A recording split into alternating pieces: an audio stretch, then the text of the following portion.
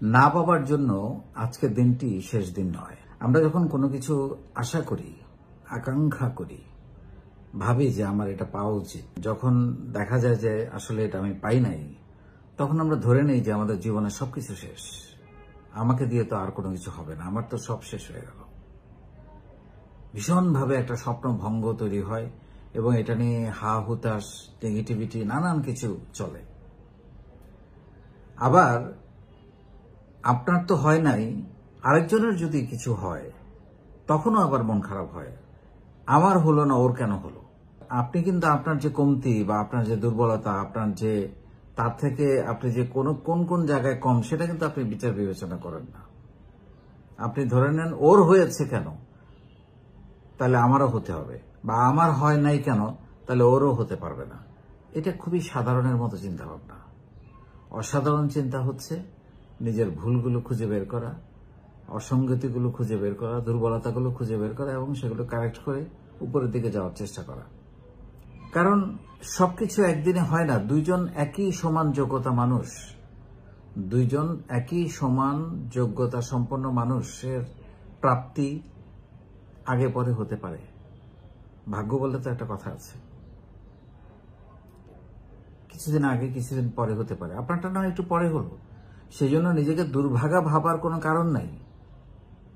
সবকিছুই একটা সময় আছে, আপনার চেষ্টাটা থাকতে হবে, সময় মতো ঠিকই হবে।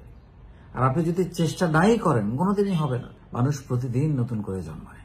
আপনি যদি এই না পাওয়াটাকে, না পাওয়ার দুঃখ, বেদনা, কষ্ট, নেগেটিভিটিকে আপনি ধরে নিয়ে স্বপ্ন দেখা বন্ধ করে দেন, তাহলে তো আপনি সেখানেই শেষ।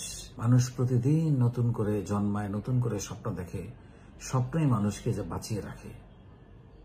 স্বপ্নহীন মানুষ মৃতপ্রায়। সো আপনি যদি যেটা হারিয়েছেন, যেটা আশা করেছেন, যেটা পান নাই, সেটা যদি না পান, দমে যাওয়ার কোনো সুযোগ নাই। আপনাকে আবার শুরু করতে হবে সেটা পাবার আকাঙ্ক্ষায়। সেটা পাবার জন্য যা যা করা দরকার আপনাকে সেটা করতে হবে। সেটার জন্য আবার স্বপ্ন দেখতে হবে, সাহস করতে হবে, শুরু করতে হবে এবং লেগে থাকতে হবে। তাহলে সেটা অবশ্যই আপনাকে ধরা দিবে।